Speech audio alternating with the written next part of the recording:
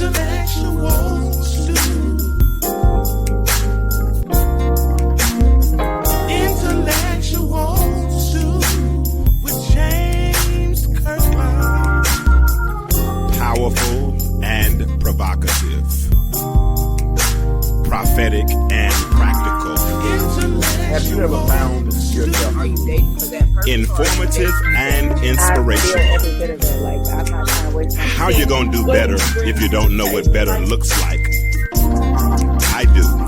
Intellectual stew. Come on, let's talk about it with me, the mind massager.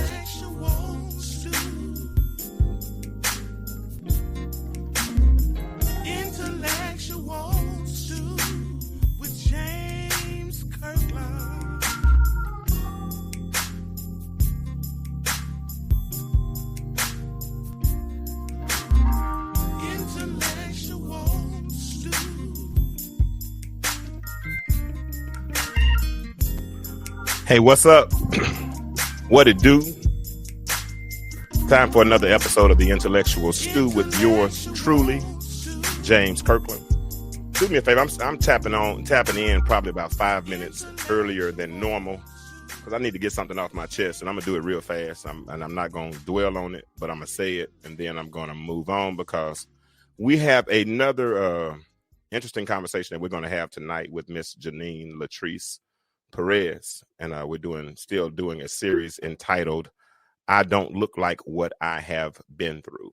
So we're going to get that conversation started here in a minute. Cool.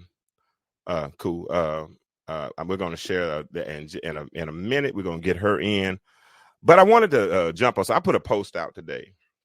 I read a post on Danny Mashan's page, and it talked about in the post. She talked about telling people, telling women, and that's why I looked at it as women talking to women, older women talking to younger women, but just encouraging each other.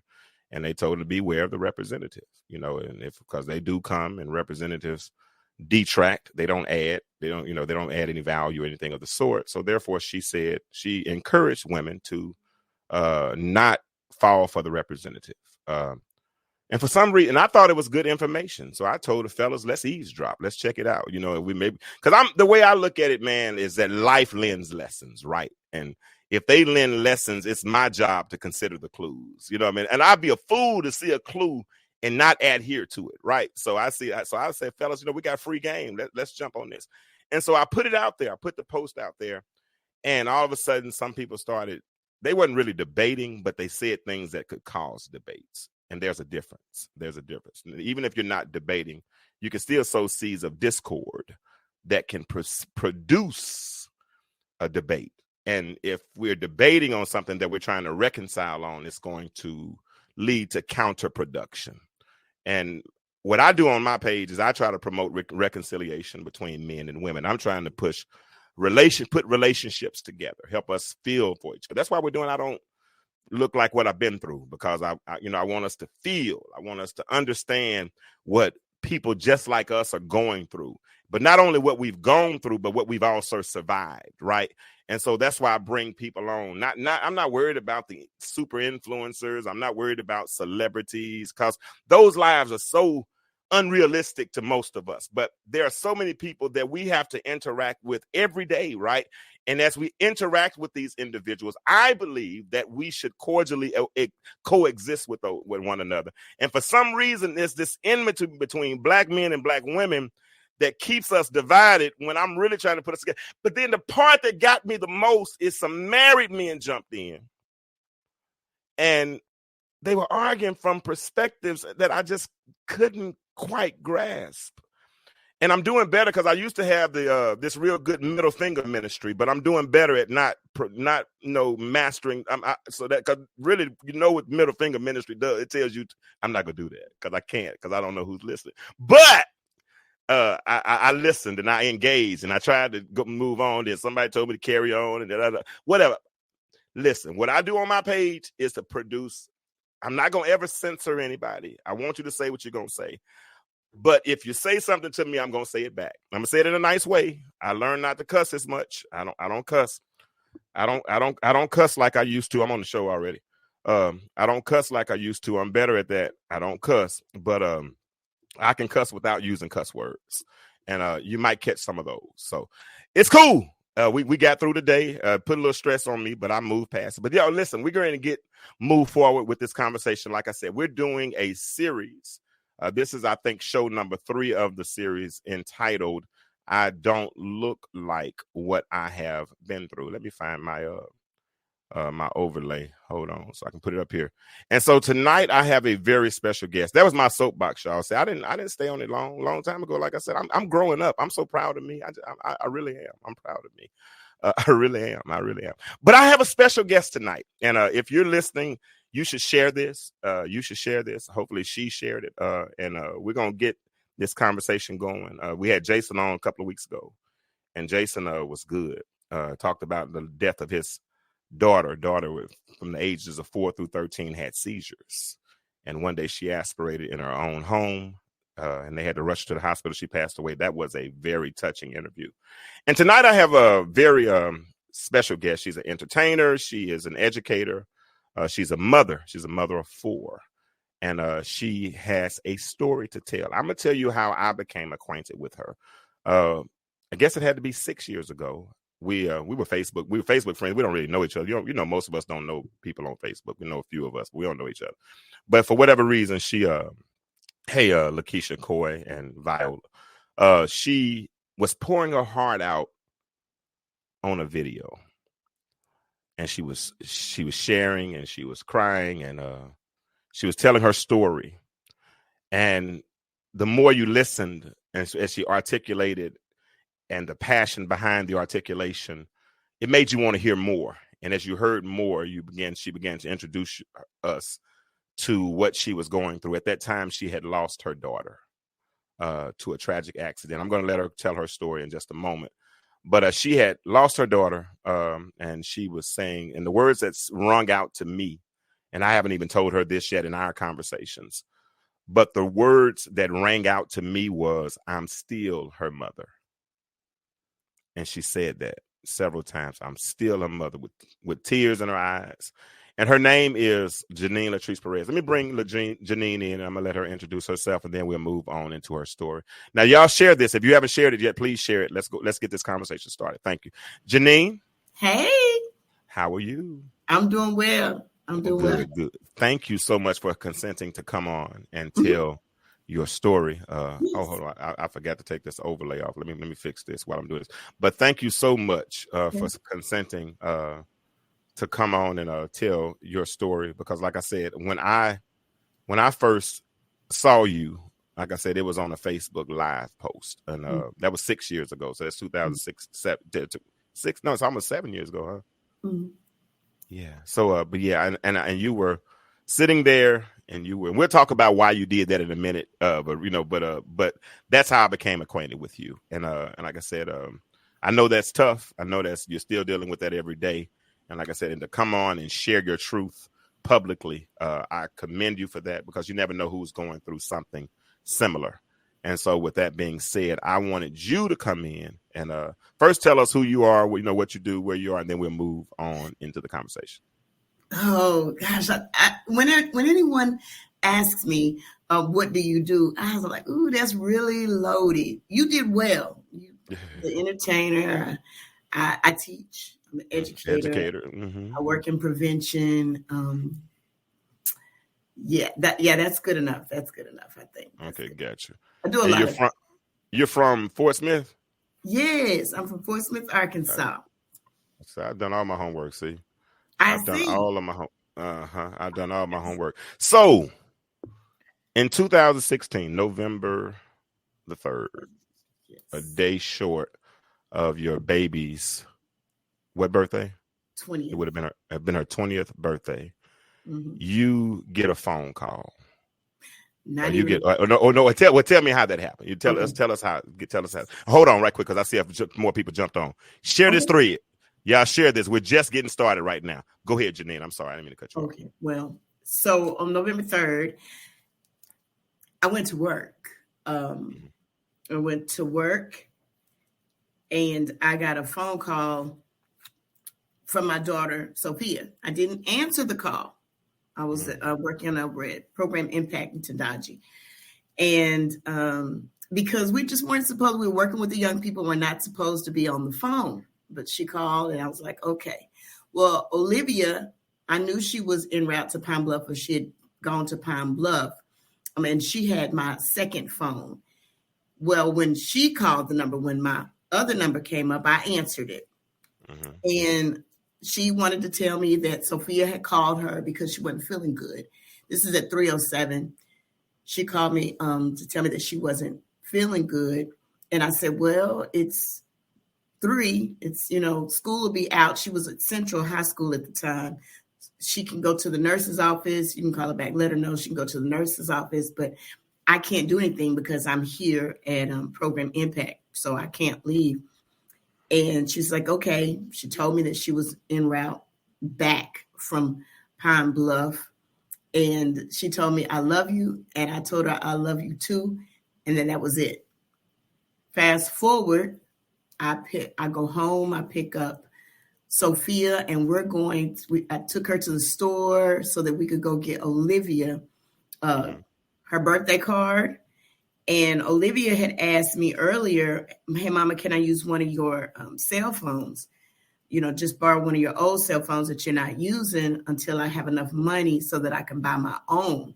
So I took my cell phone to Sprint at the time and was there. So this is after work. I'm off work now. Okay. Getting that done. And if I get choked up at any point, just I got you. Go ahead. You do your thing. Go ahead. I got you. Sure. And, getting a new number for Olivia, got the other phone, swiped, and went and picked up Isabella from her dance rehearsal over at St. Mark after she got out of after school. And then we headed home. It's about 8:30-ish.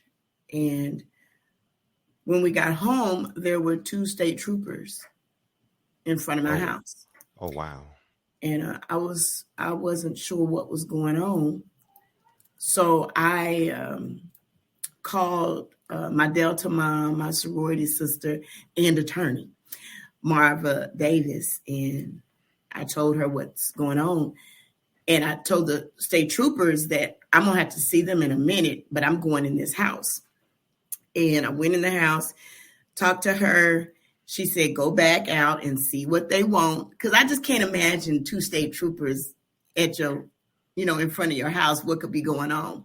Gotcha. I went to the door. She's still on the phone.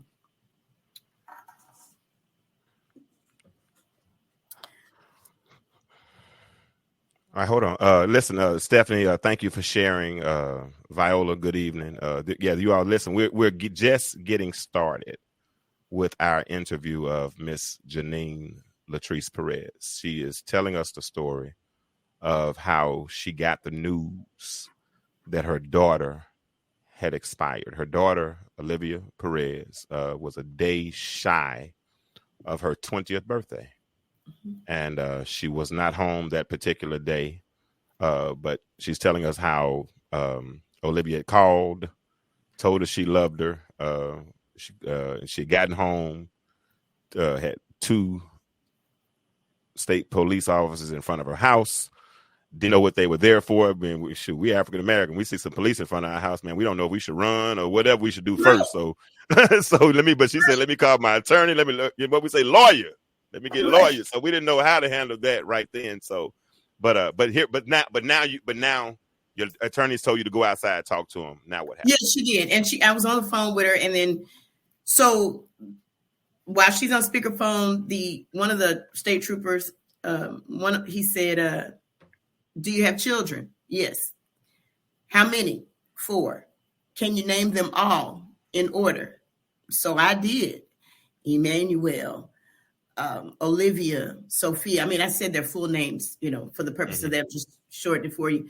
Emmanuel, Olivia, Sophia, and Isabella. And then pulled out a picture.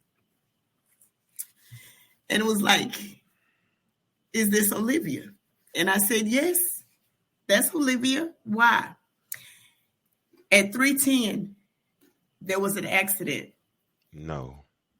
And she didn't make it. Wow. And if you remember when I began this, I told you at 3:07 she called me. Yeah, I did. And this state trooper is telling me at 3:10 she didn't make it. Wow. And I don't know. I can't tell you how I was feeling, but I did tell him, and I hit him in his chest and told him he can't be lying to. You can't lie like that to a mama. You can't tell. You can't do that to a mother. You can't come to my house and you can't tell me that my daughter is no longer here. The thing about it is, Isabella was standing right there with me. Sophia was standing right there with me.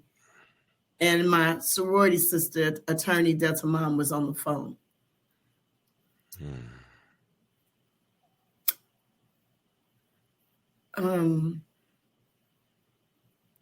Not the news, anybody. I couldn't fathom. I still can't fathom to this day. Even talking about it right now, I still can't fathom to this day that moment in time happened. I know it happened, but I can't wrap my arms around the fact that it did happen.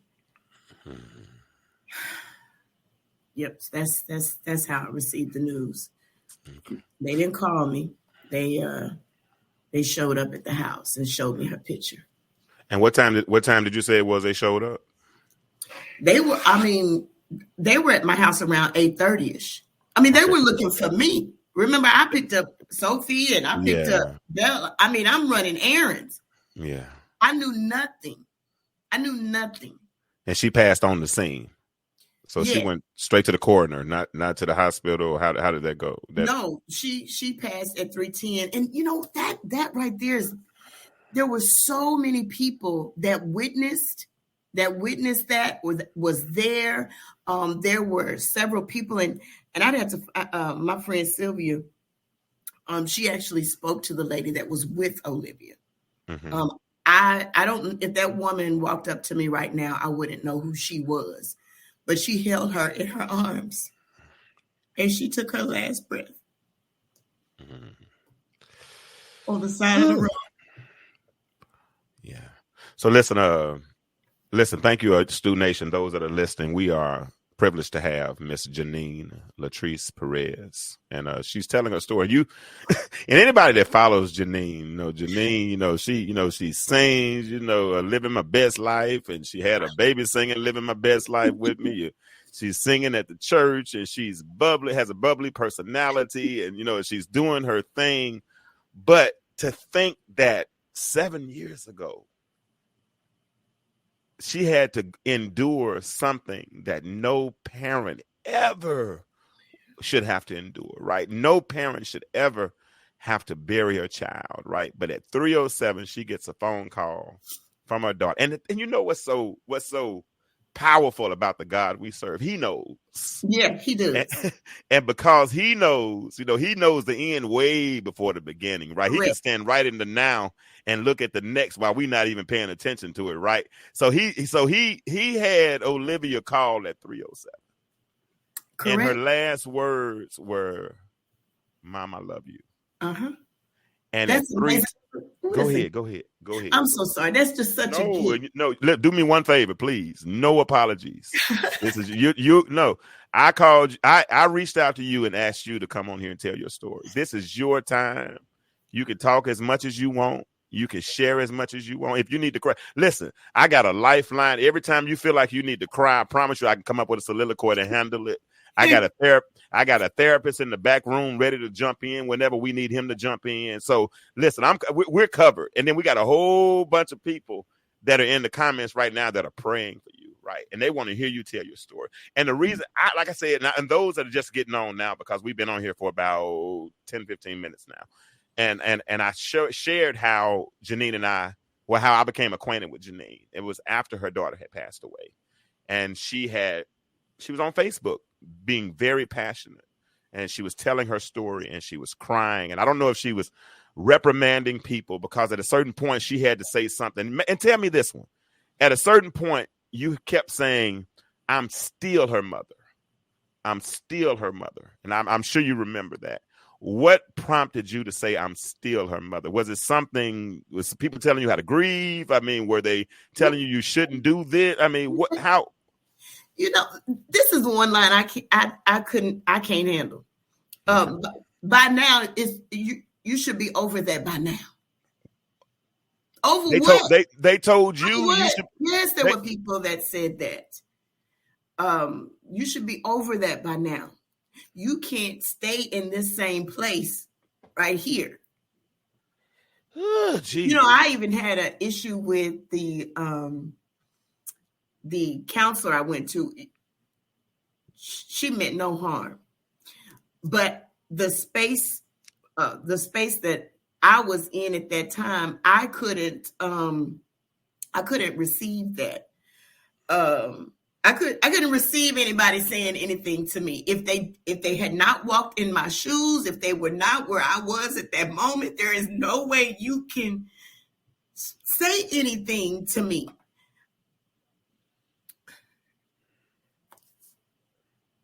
And I asked her, I said, so do you have children? Yes. Are your children? She had one daughter. Is she here? It was a little girl. Yes. So do you know what it means to lose a child? No. Then how in the world could you ever tell me how I should feel? I think it's important for me to just walk this way. I got to feel and I got to be able to say what I need to say. I need to be able to cry when I need to cry. If I need to scream out, if I need to just flat foot lay out, I got to be able to do that. And that was not necessarily received by everyone. So you, James, you became acquainted and you didn't shy away from who I am as a person. But there were people that actually knew me and then pretty much walked away from me during that time. Wow. They walked away. I was too much. Genine, I'm 51 years old and I've learned, like I use the expression often that life lends lessons. We just have to consider the clues, right? And I've learned that what people don't understand, most times they are afraid of. And because they're afraid of it, they try to do one of three things. They either try to kick it, kill it, or cage it because they can't contain it, right? And because they can't contain it, they try to kick it, kill it, or cage it, or they just disconnect from it. And so, and at that point, I can only imagine, how you must have felt, because I lost my mama about 1.5 years ago, right? Almost 2 years ago. I lost my daddy. Excuse me. No, I didn't. I almost lost my daddy last year, but God brought him back, right? And I said to myself, it was tough with mama, but if I'd have lost daddy, they'd have had to come get me. And I'm here alone in Atlanta. I don't, other than my children. And I can only imagine, you trying to keep it together because you got 3 other children that you still have to be mothers to, a mother to. And you still have to grieve. Oh, that was said. I mean, you focusing on Olivia, but you still have children here. I know that, and I still have one that's not here. I know that I still have 3 here.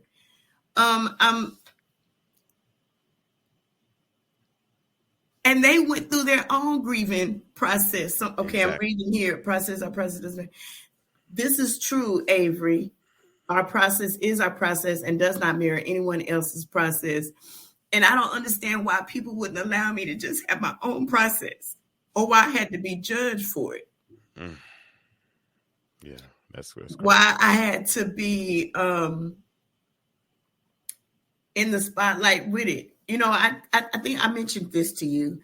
I said that oftentimes I turned on the live feed and expressed myself because from a cultural standpoint, when I was growing up, we would say we would be crazy if we talked to ourselves. That's deep. That was deep. That was so deep when you told me that. It is real. So now that I'm aware of this live feature, okay, I got to get it out. I got to get it out because I don't want to go crazy.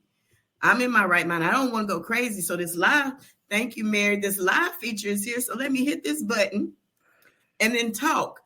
A lot of the times I didn't know who was on the other end watching. So I wouldn't know that you were out there watching. I wouldn't know. I wouldn't be able to see the comments because my eyes were full of tears, and I wasn't seeing in that respect. I just didn't want to be crazy. So that means I was in my right mind, because they were like, why are you on Facebook doing all that? It don't take all that, but I don't want to go crazy. Wow. But there were people, my shield was in the trenches just in case something popped off. They were there. They were there. They were there watching. Okay. Stephanie, I'm right there with you too. She said, Stephanie said, I talk to myself all the time and know I'm not crazy. Hey, Stephanie, I'm with you on that. Sometimes if I want an intelligent conversation, I got to talk to myself. You know what I'm saying? I'm just telling you like it is. Stephanie's one of those people that were there for me. Okay, good. And all those that are listening that don't normally listen, hey, we're here every Monday night. I appreciate you all for tuning in with me tonight. We're listening to Janine's story. We're going to listen, like I said, for as long as she's willing to talk and as long as she has something to say, I'm in. And like I said, I got my therapist in the back room, and trust me, he's listening. I got a resident therapist I keep around, awesome. Janine, and I keep him around. I mean, I not keep him around. I don't want to use those terms, but he's much more than just somebody to keep around. But I stay connected to him. That's a better choice of words. I stay connected to him because he legitimizes what we do. Okay. Because I can talk about whatever I want to talk about, but I'm not a trained therapist. I got, cause I got to, I know Jesus on the main line. I can call him and tell him what I want, and I got a direct connection, and he usually speaks back to me. But sometimes, I do like the therapy aspect of it, of somebody who can come in and add value to what was. Hey, Nikki Jenkins said hello. Janine. So the people are tuning in and people do support you. So Janine is telling us her story. I mean, some highlights. She was at a conference or impact, and she gets a phone call from her daughter.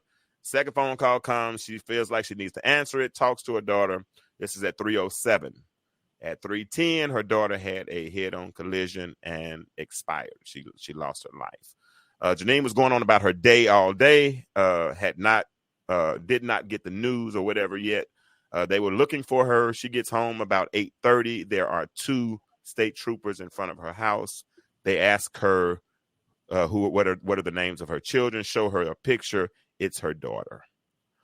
She grieves. She starts to grieve. People tell her she should get over it. How long are you going to grieve about that? You need to move on. You have 3 other children to live for. All this bad advice. They're giving her advice. And then she finds this feature called Live on Facebook. And that's how I became acquainted with her. She Facebook Live, in a sense, became a form of therapy for her because it kept her from spontaneously combusting. She needed to get it out. And the way she got it out, she said, was because, and this makes so much sense, we were taught growing up, if you talk to yourself, you must be crazy. So she said, I don't want to look crazy. So you went to Facebook Live. And what was your responses from the live? What were your responses from the live? Well, and it's kind of like, and that was over time because I was on live a lot. And and let me share that the comments started coming, months down the line. Okay. There were a lot of caring folks that they just didn't want me to be out there and putting myself out there. But for those of you who do know me, I'm very transparent. Yeah. And I think that if I would have bottled myself up, I would have literally gone crazy. But as far as the time spent out there, as you know, it's not like I do that now. So it might be even hard right now, James, to just be on live like I am because I do it in spurts now. I was on there for hours at a time. I know my Delta mom, Margaret Davis, was like, girl, you better be glad I couldn't sleep at night because I had to be up there watching you that whole time because she had my back. And like I said, since day one, she has had my back when it comes to caring for my family. I'm telling you, there's a whole group of them they call the Shield. I call them the Shield. And in fact, this past November, I honored them I honored them and other individuals that were a part of the entire grieving process that took care and held my family up. Man. And it felt so rewarding to be able to say thank you in the now. Now, don't get it twisted. I always say thank you.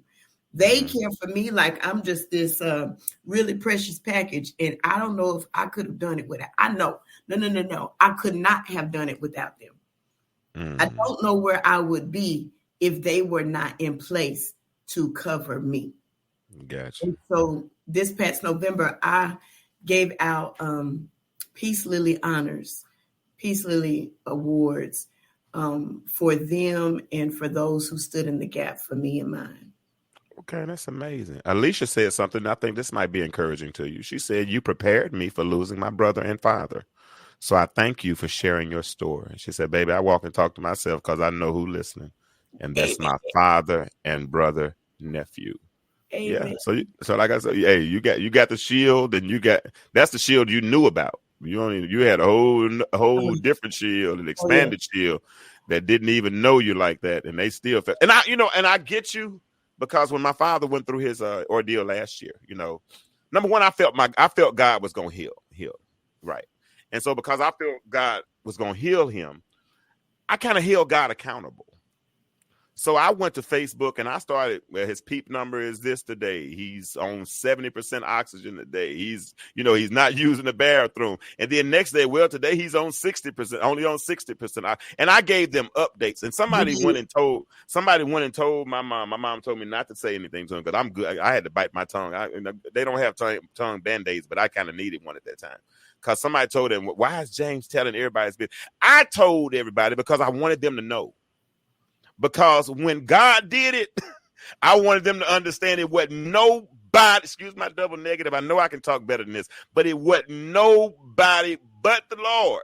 So I had to put it out there and put God onto the test to prove him. I had to do it. And guess what God did? He did. And he's up and he's walking around the house now and he's doing on the land and all that kind of stuff. But it was my story to tell. It was your story. That's my point. It was your story, and nobody, thank you, whoever said that a moment ago, nobody has the power. Nobody has the authority. And I can't believe they would have the gall to tell somebody how to grieve in that moment, especially someone who lost a child. You got 3. I get it. You got 3 more, but you still a mother of 4. And that's what you kept saying. I am still her mama. Yeah. I had no idea that meant something to you, because when I was putting my tag on, that's what I use for my tag. I am still her mama. Yeah. And don't ever get it twisted. I'm going to represent her. And I'm going to represent her in the truth that I knew of. And all of it wasn't good. Everything, children, some things are rocky, but I'm going to be very authentic, very real, and very truthful. Olivia had a whole bunch of friends from all walks of life. And Olivia, in her 19 years, just shy of 20, experienced so much. But the Lord saw fit to bring her home to me. Wow. So that we can spend time with one another before she got up out of here. That's so amazing. That's so amazing. So, and we talked about this the other day too. So if people were listening, people listening to your story, and that's, like I said, I don't just ask to do these just to be telling your business, but I really want somebody to learn something from what we talk about. What, if there were 3 things that you could want somebody to learn from your story, what would they be? One, the importance of being your authentic self in your grieving process. Okay. Grieve the way that you need to grieve.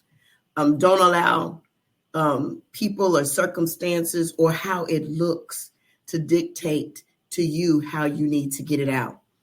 So I've got mucus coming out my nose, tears flowing down my face. I wasn't looking the best, but I was sharing. There were people in my inbox one young lady in particular said that her child had passed 2 years prior to that, and she never grieved. She never cried. She couldn't. Consumer Reports published a study showing 95% of supplements on the market are contaminated and contain magnesium stearate, which decreases absorption and increases a toxic material in the body, which has a lot of pesticides in it. Many companies are labeling it as a vegetable steroid. Central Silver has at least 3 dyes that are listed on the National Cancer List as a potential carcinogenic. Most of the minerals in it are in the form of oxides. Oxides oxidize the body. That means they rust the body out. At Immune Wellness Pharmacy, you will receive supplements that are dispensed in glass bottles. They're vegetable capsules with no additives, no dyes, no fillers, no preservatives, no magnesium stearate. To know your body is absorbing the nutrients it needs, shop Immune Wellness Pharmacy. That's pharmacy with an F. Go to immunewellnesspharmacy.com to shop now. Immune Wellness Pharmacy, restoring optimal function to the human body. Get it out. She really didn't know how to get it out. A long passage, and my sorority sister and friend Crystal T. Barker sat there and read that with me. She said, but watching you, I'm now able to release and be. And it's okay. There's this perception of strong. I don't know why people want to label you strong. I was not strong. I was getting through. I was getting by. I was being what I needed to be in that moment so that I could breathe. It was so hard to breathe. And people don't understand it was so hard to breathe. I was just trying to catch my breath. But I got to get it out because I don't want to stay choked up. I don't want to keep that in there. And then I still have work to do. But so be authentic in the grieving process and understand what it means to be present. There were so many people like, you don't have to. You know, some people are like, well, I don't even know what to say. You don't have to say a word. Just be there. And your being present doesn't necessarily mean that you're in the same space in the confines of what I am. But just like right now, anybody that's watching this right now, you are considered present. For me, you are considered present.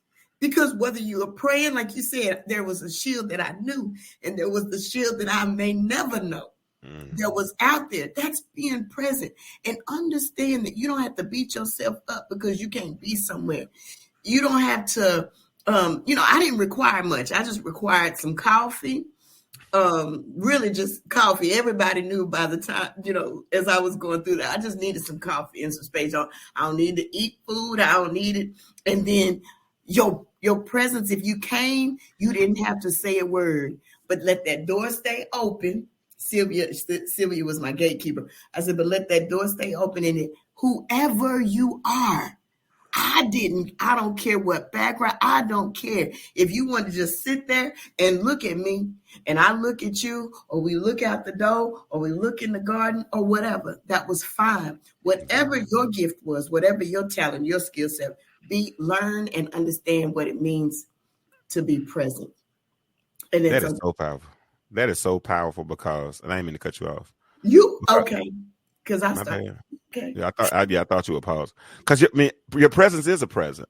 When you're sometimes you can just be around somebody. I think sometimes we want to have the perfect catchphrase or the perfect words to aid in somebody's healing or say the perfect thing, and like you said, just to be present. When just me putting out a poster saying that I'm going to interview Genine LaTrice Perez and your friends showed up. That's, like you said, that's them being present in this moment. And some, like I said, and people saying Jesus in the comments and people putting up praying hands and hearts and all those things. Those are people who are genuinely concerned. So you said, first of all, be authentic in your grieving process. Grieve how you grieve. But number 2, understand what it means to be present. What's number 3? Man, right now I'm so full. I shared it with you the other night. Do you remember what I shared with you the other night? I take notes. You hear me? I take Yes. notes. So hold on, let me see if I found it. I got it right here. You Yes. did share with me. You did. You said the final thing is this is a forever journey. Right. Yeah. It is. And it's okay. It's okay not to put a time stamp and a time limit on your grieving process or whatever. And it's okay to, not only is it you or grieve authentically and you be you in that moment, but it's okay to do it the way you want to and understand that 5 years, 6 years, 15 years, 20 years, 30 years down the road, if you have a moment, it's okay.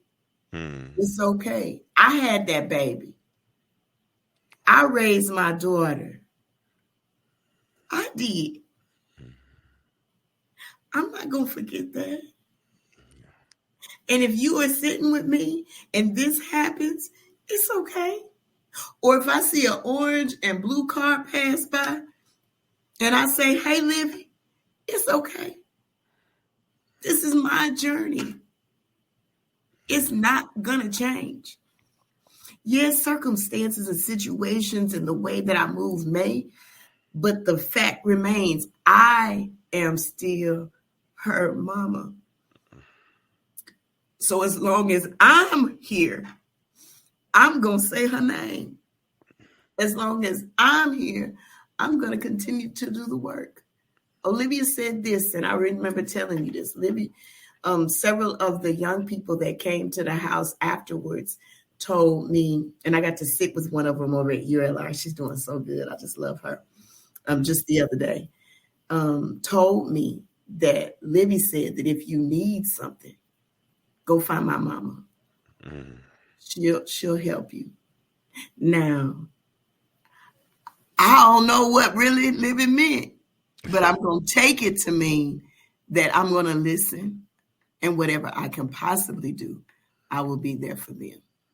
So Libby left work for me to do. And all of them, I claim every last one of them. Is that what prompted you to start the nonprofit? Okay. Olivia's Hope, Tomorrow's Promise. Yes. Because there's work for the young people between the ages of 18 and 25. I need to be there for them and going to be there for them. I told you she left me a job assignment. It wasn't my time to go. I can't believe, it wasn't my time to go. I can't believe it was her time to go. But, yep, that's why I'm here. So I can only imagine the myriad of emotions that you go through. I know it's anger. I know it questions of why my daughter and not everybody else. No, James. No, I'm going to stop you there. It wasn't the why. It wasn't angry. I wasn't angry. And people will tell you that. I mean, because here's the thing. I know my baby knew the Lord. Okay. And almost a year, it was actually November 1st. A year before that, she had rededicated her life, gotten baptized again with Isabella. So they had that experience together. Okay. So no, I wasn't angry. Because if I was angry, I would be angry at the driver who was distracted, of whom may never know. And I don't even know if they know or even looked back in the rearview mirror to see all the chaos that happened with Olivia going from one side of the highway, crossing that median with the gate, going through and going the other side and ending up the opposite direction. I don't think, couldn't possibly, because that driver kept going. I'm not angry. Okay. I've never asked the Lord why. Wow. Because we are all appointed a time to die, to transition and leave this earth. It just so happens that for whatever reason, Daddy thought I could handle that. And I did tell him, you got jokes, because this not you. If you think that I got this and I can do this, what was you thinking? But I don't ask him why.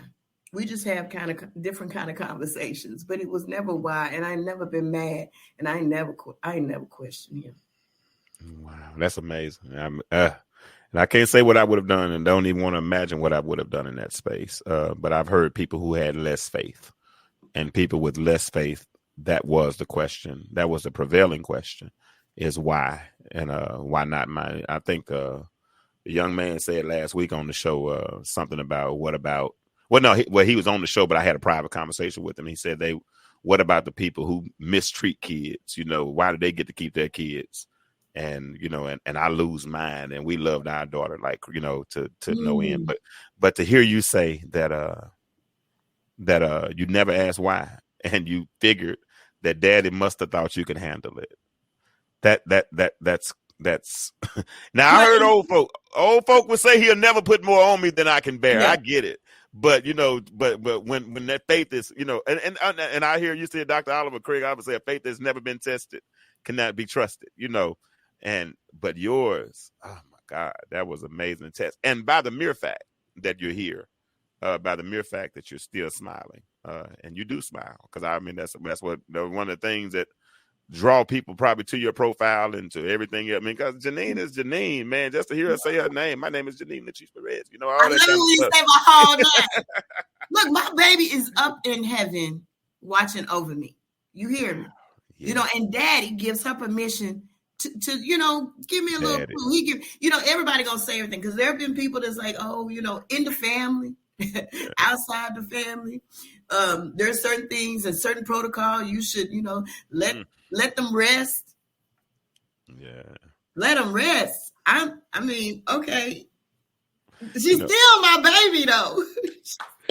And to hear you know, you don't say father so formal, you know, but you said daddy, and daddy is an intimate thing. You know, I'm 51 years old, but I still call my daddy daddy. You know what I'm saying? You know, I might tell everybody he's my father, but at the end of the day, when I talk to him, he's daddy. And for you to express, you know, daddy got this, daddy, you know, daddy must have thought this, daddy this. I mean,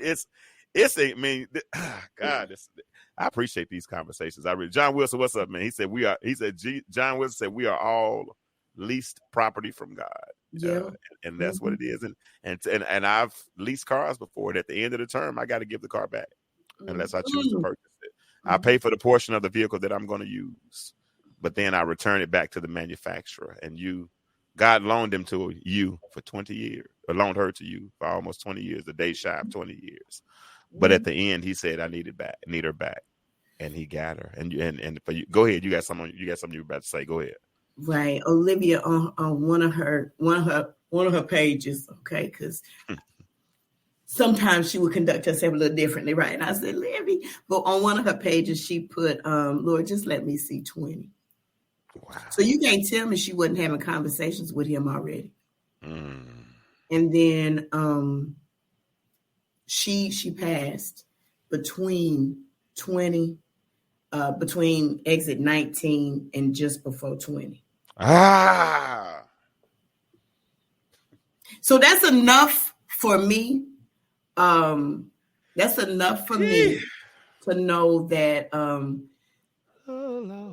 things were the way they were supposed to be. You better make me call stop. Listen, that's a good segue to bring in my friend Ray. He's going to join the conversation. Genine, if you have any questions you want to ask him, anything you want to say, yeah, he is a therapist, and he's legit. He's legit. He has about 100 and some odd therapists that work under him. So he's for the state of Mississippi. So he's legitimate. Anybody else have any questions while we got him for the next 15, 20 minutes or so? Feel free to ask. He might tell us the different stages of the grieving process, but whatever. Trust me, I've been watching him in the background. He's taking notes, so he's gonna come in and he's gonna talk. And anything else you want to add to the conversation, feel free to do so. But I just want to bring him in now. Dr. Rayfield Evans Jr. How you doing, sir? Man, doing great. Good. Say hello to Genine. Genine, this is Pastor Evans, or Dr. Rayfield, whatever you want to call him. But this Dr. Pastor. Hello, Sister Genine. Thank you for sharing your story with us, and also sharing the story of Olivia. There's something powerful whenever we tap into our raw emotions, and when you talk about people walking away, I think sometimes, even as Christians, we're not ready for just that raw emotion, because we filter so much and we front so much, even within in Christ. So everybody cannot deal with that. And I commend you for you grieving the way you needed to grieve, and taking the process that works for you. And grief is a process. We go through stages, and I just want to commend you for taking charge of your grieving process. Thank you. Awesome. I appreciate Yeah. that. I appreciate those words. Yeah. So Doc, you listened to the conversation. I saw you. I mean, you jumped in, and that's what I like about Doc. I asked him to come on the last 10 or 15 minutes, but he jumps in early and he listens. He's engaged, and he's able to speak applicably and knowledgeably about what we're talking about. He's not just trying to wait for his last 10 minutes to shine or anything of the sort, because he's just not that kind of guy. But some of the nuggets you picked up, Doc, tonight, something that you thought were maybe powerful that we can extract, that we need to apply to our lives, or some things or some recommendations you would have made during that time. Even the therapist that told her basically you need to get over it. What do you think about some of the things that you've heard tonight? But anytime any person says something as misguided as get over it, deal with it, it shouldn't take that long, they are not walking in your shoes, and obviously it's not the best professional advice we could ever give someone when we are not going through what they're going through. But now, James, one of the things that stood out with Sister Janine's situation was her implementation of faith. Okay. In the other conversation, the family was not as religious, but with Genine just leaning and depending on God enough to understand the fact that our children do not belong to that they are gifts. They are on loan to us for a specified time, and to cherish that time, to get as much out of life and the value of that time that we can, because we never know. Now my mother used to say, and she's 91 years old, and she still will tell me this: God does not allow anything to sneak up on you. And if your daughter mentioned wanting to get to 20, who knows what God had put in her spirit.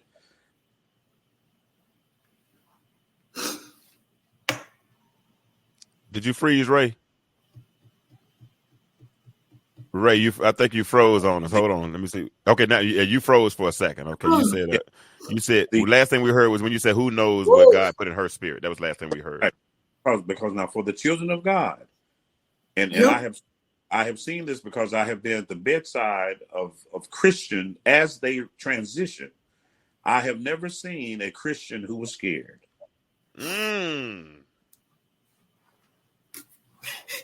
Never.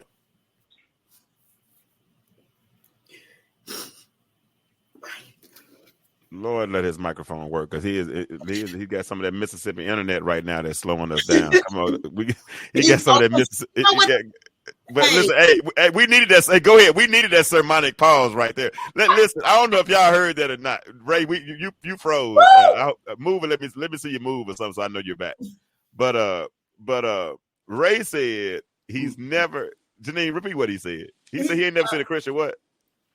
Scared. He said he ain't never seen a Christian that was scared. He's been Ray. You back, Ray? Because you're going out on me a little bit, Ray. But he said he sat at bedsides. He said he sat at the bedside of Christians, and he's never seen a Christian that was scared. Yeah. Say it again. God, go ahead now.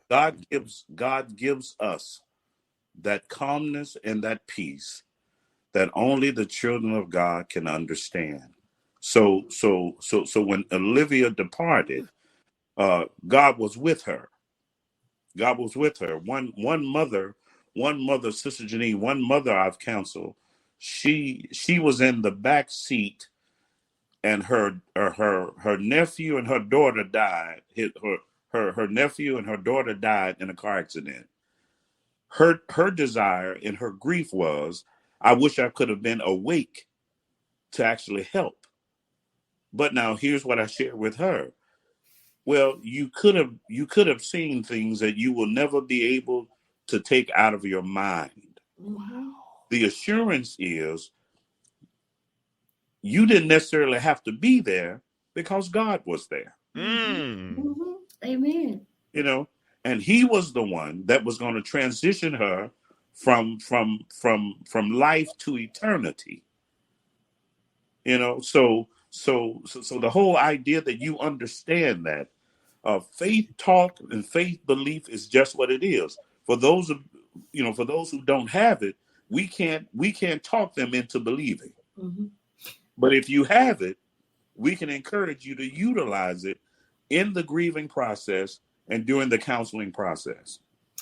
Doctor, let me tell you something. My daughter, Sophia, she was fine earlier in the day. She got sick in her gut, okay, and called me out of the blue. And so I know her beliefs as well. But that was nothing that prompted her to call me, but knowing I wasn't going to pick up, she called Olivia. So I believe all of that, those circumstances with her feeling that way just out of the blue, I don't know why I'm feeling this way. She got to talk to her sister.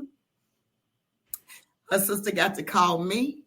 And the last 3 words I heard from my baby was, I love you. That was divine.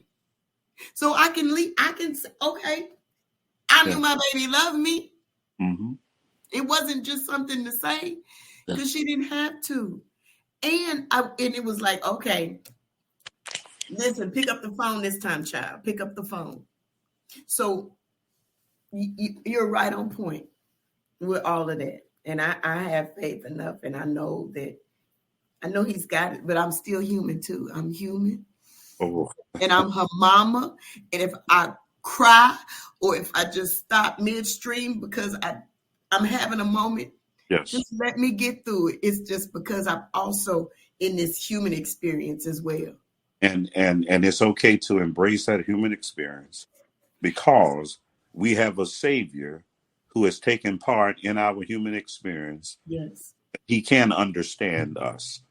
He can tell God the Father about what it's like to be wrapped in this flesh. Mm-hmm. Therefore, when his friend Lazarus died, we have the shortest passage, the shortest verse in the Bible. Jesus wept. Mm. And people often look over that, but it's significant in the fact that he grieved the way we grieve. So grief is a process. You are engaged in that process. My only challenge to anyone in the grieving process is that to kind of figure out where you are in that process. Mm-hmm. It starts off with the shock and the denial. Then we have the just the anger, the bargaining, the depression. But somewhere in there, Sister Genine, there's an upward turn. And that upward turn is when life becomes a little more calmer. You may still have those moments, but now life began to take some resemblance of normalcy. All right. And that has to happen right before the full acceptance, meaning that you can talk about Olivia and there can be conversations about her that are happy conversation, memory. Oh yeah. You may laugh and remember her, but there still may be times that you may think about her and you're sad because that she's no longer with you.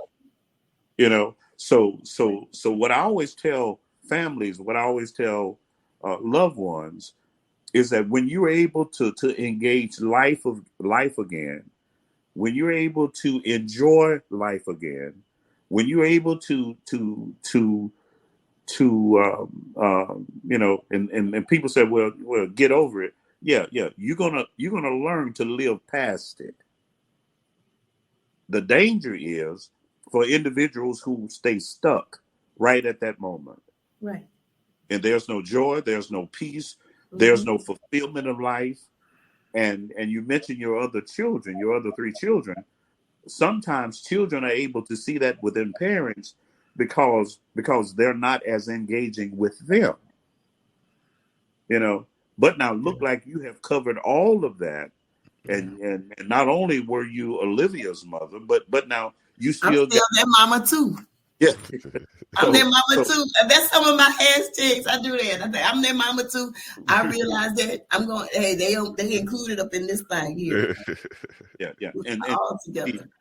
That is significant because it shows that you're not stuck. You have not forgotten about those who are still here, and you're still engaging life. Ministry is sometimes born out of misery, and I think that's okay for us to realize that. Look, God has allowed an experience. I take that experience, and what good can come out of that experience? Mm-hmm. And I think your situation is a perfect example of not just keeping it to yourself, right, but allowing others to be blessed through the experience. Yeah. And then that brings Roman into play. Can't nobody turn the situation around like God. Therefore, in the end, we're able to say that all things work together.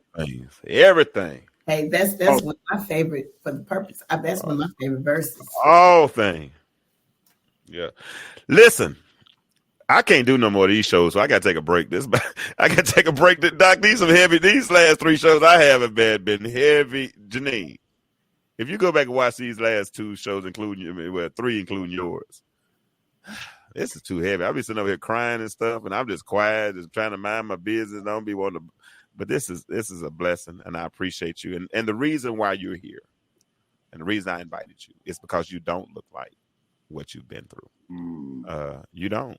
You to come on here, and you have the right to cry. Yes. You have the right to grieve. That's your right. And nobody can take that from you. And you've done it very publicly, but your smile shines equally as bright, if not more, than your grief. And that's what matters, because it's infectious. Doc, she's a singer. She's a professional singer, and she is. She can do it too. So if you ever near Columbus, Mississippi, stop by Southside Baptist Church. I'm sure he'll be happy to have you on the Please do. I'll to the house right before I preach. You might not be able to preach if she get through singing, but you might have to open the doors of the church and do it that way. I don't know, but it's all gravy. Denial, anger, bargaining, depression, acceptance, some strategies of grief. Thank you, Dr. Wilson, and I thank you also, Dr. Evans. All right, so we get ready to, I didn't want to keep you too long. We've been on here almost an hour, and I got to make one more announcement before we're done. But Genine, what is there any parting words that you would have? Okay. I do, because I would like to take a moment just to acknowledge a very special family that lost their son, a very talented and beautiful soul. That I had the pleasure of knowing and getting to work with. But I just wanted to acknowledge their family because he passed just yesterday. Wow. Do you want to say their family's name, or you just want to? McAdoo. The McAdoo family? Mm-hmm. Okay. Yes. Gotcha. That's gotcha. So we want to keep that family in our prayer. I hope I spelled that right. We want to definitely keep the McAdoo family in our prayers. And look at her. She's praying for other people while we're here praying for her and trying to support her through her process. That's just amazing. So, Genine, you are appreciated. If nobody else tell you, you heard it here on the Intellectual Stew with James H. Kirkland II. And Dr. Evans, I appreciate you for always coming in and providing context to what we're doing. And I appreciate you for engaging him, Genine, and even confirming some of the things that he said. I think that goes a long way. It's y'all know. Sometimes life is like surgery with no anesthesia. You don't even realize it's happening, right? And tonight, in these last few weeks, we've been having surgery performed on us, right? Because if you haven't cried about something that has absolutely nothing to do with you in the last 48 hours, you might already be dead. And that's just real talk, because we should be touched by the infirmities of others. We should. And I'm sorry, I can't even hardly look at a homeless man without feeling some type of emotion. And as human beings, at a certain point, you know, we've become so desensitized. This egalitarian culture teaches us about me, myself, and I and mine and all that we forget about us and we and them and everybody else. And that's just that's not the communal culture that we came from. It's a whole different lesson, and we'll talk about it another time. But if you lay down with dogs, you get up with fleas. Y'all gonna have to listen to and catch that later on. I'm talking to somebody. They got it. You might not have, but somebody got it. Dr. Evans, you want to say something before we get out of here and before I make my little announcement? Just to say thank you again, Genine, for sharing. You blessed many, many people through telling your story. And I thank you from the depths of my heart for being willing to do. God appreciate. Thank you. All right. Well, Dr. Evans, I'm gonna take you on out. Genine, I want you to stay with me for a minute while I make this announcement. Hold on. My music, I don't know what Doc would say. Oh, he gone. My bad, Doc. I didn't mean to do that fast. That was hold on, he's still there. Hold on, let me do it. Let me be nice. Doc, I didn't mean to hang you up like that. That's like I hung up on the phone on you, Doc. I promise. Everything. Doc, hey, let me say this. Let me just say this before he leaves. Doc is my friend. When I say friend, and Doc and I met on a whim, you know, through a mutual third party several years ago. Trey was my son. It was about 2015, yeah, somewhere around that range. And we've been friends ever since then. And he supports what I do. He's not only in a physical way, but he also supports it tangibly. And I appreciate that. So Doc, I'm gonna go ahead and take you out for real this time, but I'm not gonna look like I hung up on you. Okay? Y'all say about it, Doc. All right, so Genine, I'm inviting you to my event. Okay, I'm doing an event on the 4th. I mean, on the what minute? On the 2nd. On the 2nd. So I'm gonna turn my music up so I can do this right. Hold on. All right, so March 2nd in North Little Rock, Arkansas, I am doing my first podcast with a live audience. Let me put the flyer up. This is the flyer. It is called The Bonding of the Sexes. Okay? Notice what it does not say. It doesn't say the battle of the sexes. So don't come in there thinking you're going to argue and all that stuff tonight. It ain't happening. All right? We're bonding. We're working on reconciliation. We're trying to bring us back together. So I'm inviting you all out. Come have fun on my dime. You know, we're gonna have hors d'oeuvres. I got Tony T.P. Pearson going to be the mixologist, though. For those that mean he's the bartender. That's another fancy way of saying bartender. We're going to record live. I'm going to have people in the audience. People are calling me asking how much the tickets are. They're free. But it's by invitation only. So what I'm looking at is who has been supporting the podcast over these last 3 years. And it'll be 3 years in May. And some of the guests that have been on the show during that time, they'll be there and you'll be able to shake their hand. If you've never met me in person, you'll be able to shake my hand. I'm going to have panelists on that day. I'm going to have couples to interview, and we're going to have a good time. 6 o'clock on Saturday, March 2nd at the House of Art in North Little Rock, Arkansas on 4th Street. They do what you call it, spoken word and stuff like that there. So it's free parking right across the Simmons Bank Arena. So if you want to go and I haven't invited you, reach out to me. But when it runs out, it runs out. I mean, it is what it is. That's all I can do. So like I said, appreciate y'all. Love y'all. I really do. Genine, you gonna come, please? If you're available, come. Okay. If you're available, I'm not gonna make you. I'm not gonna make you obligated and lie to yourself today. Lie to us today. But if I'm available, if you're available, yeah, please come. Like I said, it's gonna be my first in-person podcast, and I have bigger aspirations and bigger plans for what I want to do with taking it to different places. So if you're available, like I said, come on, and we'll have a good time. I saw the flyer, and that's where I got the 4th because I knew it was on the 4th. Yeah, on 4th Street. It's on 4th. It's on 4th. You got 8. So you saw it. Yeah, it's on 4th Street, but it's going to be on the 2nd. And we'll start, I think, at 6 o'clock on that day. And we'll probably run until about 9 o'clock. You know, like I said, we're going to, you know, drinks will be free, wine, that stuff, hors d'oeuvres, all that stuff. And, you know, you can tip the bartender if you want to.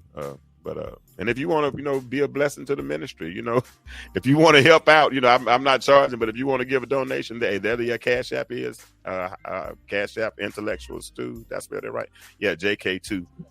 You can welcome to be a part. And if you want to support this platform, please, ma'am, please, sir. Now, listen, next week, we're going to get back into relationships because I got to start getting ready for the podcast. Okay. So, and I done cried enough over the last 3 shows. So I'm probably gonna go back and cry over this one. And you'll see some reels in the next couple of days, Genine. There'll be some reels out with your conversation, and I'll share those with you as well. But those that this is your first time listening, thank you. I appreciate you. Hope you enjoyed it. It's called the Intellectual Stew for a reason, because we don't just talk about one thing. Several ingredients make up stew. This week we were dealing with I don't look like what I've been to, but next week we'll start dealing with the bonding of the sexes. So, but if you come in to argue, stay on over there. I don't argue with. I'm not pointing at you, but I'm not trying to anyway. I'm pointing at the window. Stay over there, because like Genine, you know what my rule is? I don't argue with women, number one, because I don't argue with nobody I can't fight. So we don't. Yeah, so ain't no arguing going on over here. Okay. So I'm having fun. Thank you. Will you come back and be on the show for another time for something else? Yes. If I need you. Okay, cool. All right. As I say before I leave, every time it's on my shirt right here, the world is changing. My question for you is, why do you remain the same? Y'all have a good night, and we'll catch you next time. See you next week.